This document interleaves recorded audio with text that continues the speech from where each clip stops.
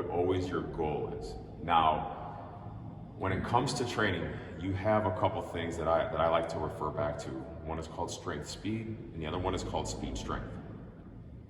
Strength speed is basically taking pretty much maximal loads and trying to move them and get them going at the fastest, highest rate, okay? Moving that load as quickly as you can, even if it's a 90% above or more maximal load. Power lifters, strongman competitors, and Olympic weightlifters, they want to move that heaviest load they can as quickly as possible. And that is known as strength speed. However, along with that, you are greatly increasing the risk of injury. And so the way that I look at things is you have to look at what your goal is behind it. If you're trying to build power, if you're an Olympic athlete, if you're trying to train for a competition, yes, you should be training strength speed. You should be, getting yourselves or slowing down the number of repetitions and increasing the maximum amount of intensity that you can with load resistance. That's what's going to build, obviously the strength. But along with doing so, you are greatly increasing the risk of injury, especially like big injury, okay? Connective tissue point injuries.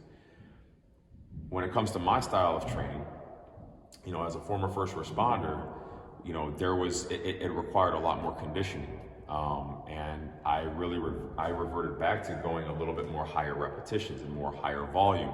I learned that over time, taking submaximal loads, right around between 40 to 60% of what my max capability was, and moving those loads as fast as I possibly could with my main lifts, deadlifts, bench press, squats, ballistic movement patterns like throwing a slam ball against the floor, wall throws, and taking a lighter weight and moving it as fast as possible, okay? And that's what I focus on when it comes to my style of circuit training. Okay, I focus on the speed strength of this, and that's what this is known as. Taking sub-maximal loads and applying and moving them at as fast rate as I possibly can, whether that's barbell speed or whether that's body weight, okay? 40 to 60% of what my maximum capability is. And I primarily deal with the general public here in my training facility. And so with that being said, people who come in here, that is my goal, is to take a weight that is going to be pretty much about half of what they can do and get them to be able, in the proper position and as safely as possible, get them to move that load as quickly as possible. And to me, when it comes to cross training, circuit style training, a little bit more endurance type of training, speed strength happens to work pretty effectively from my experience. I also like to apply, anybody who's come in personally and worked out with me, you guys know that I like to break out the chains quite a bit. This is known as accommodating resistance. This is what helps to balance out the strength curve.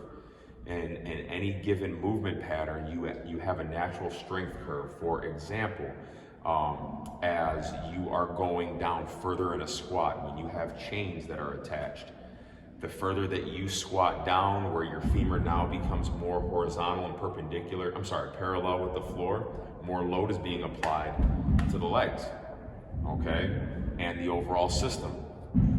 So with that being said, that load feels the heaviest when you're down in the hole, when you're down at your lowest point. And as the chains are coming down, more is collecting on the floor.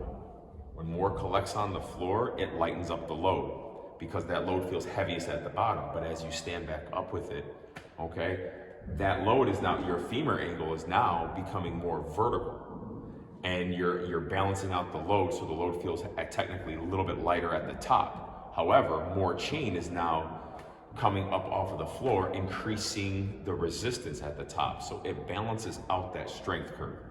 Okay, some coaches out there think that it's a load of bullshit, pardon my language, but I do still believe that it actually does really work, especially over time. And you can use the same thing with bands. I prefer chains, however, bands you can still get really, really good tension with. And so when it comes to the bands, I've tried to take a band that's gonna be pretty much about 30% of what the max of it could be, and you want about a 30% or less band tension, anchoring it with pegs. The reason I also like implementing speed strength when it comes to circuit training is you can really teach form development a lot more and progress your clients by getting their bodies anatomically for them in the proper position in order to move the load, okay, in order to resist the intensity, which greatly reduces the risk of injury, because priority number one should always be reducing any type of injury possible, because training is risky enough. But when done appropriately, okay, and with the correct form, you're gonna, overall strengthen the entire body. You're gonna increase the endurance and so on. And the last thing that anybody wants is an injury. That's gonna keep them out from training. So, and another reason that I really like it as well is because if you wanna slow it down, you have the option to really be able to teach the eccentric loading aspect of it, meaning like the negative. Okay, so for example, if you're on a bench press, slow, you're contracted while you're stretching out that muscle.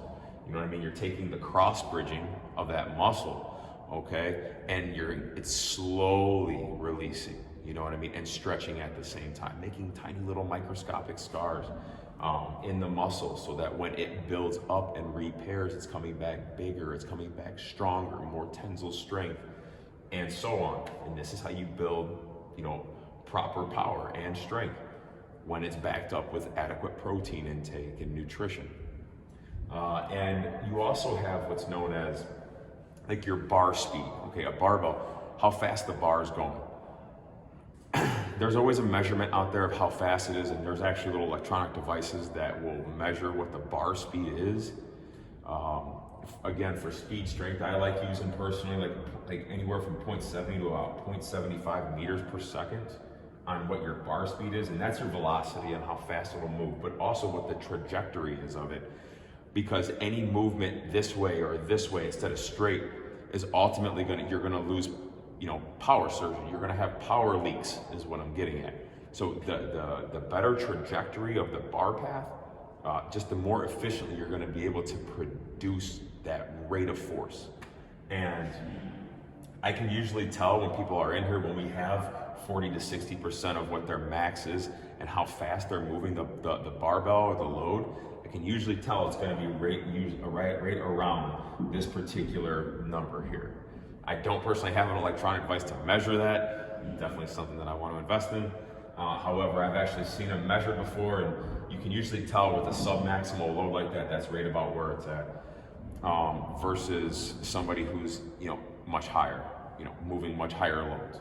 So to me, with that being said, once you kind of got an understanding of how your muscles now work, how cross bridging works, where they're anchored to, what they kind of look like, and then you start applying it to what your training is and what your long time goal is, you can start understanding and seeing now how this specific style of training will greatly increase not just your overall performance, but your body's ability to just produce strength and force itself.